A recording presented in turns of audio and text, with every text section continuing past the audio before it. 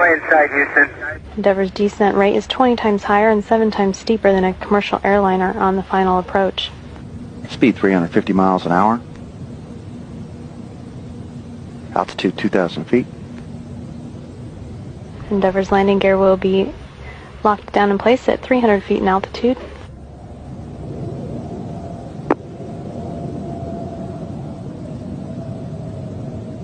Landing gear down.